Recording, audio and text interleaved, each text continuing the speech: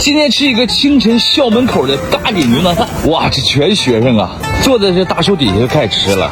姐，再给我来一份咖喱牛腩饭，太好吃了，又来了啊！哎呦，就这个啊，尝尝太香了啊！哇，这么一嚼牛腩，哎呀，天天能卖多少份啊？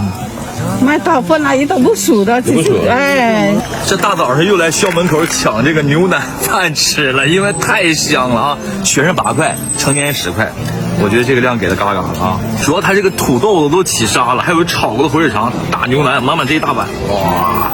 在校门口开了10多年啊！来，哈哈哈。怪不得早上那么多学生在那吃呢，就这味道谁能抵挡得了？哇！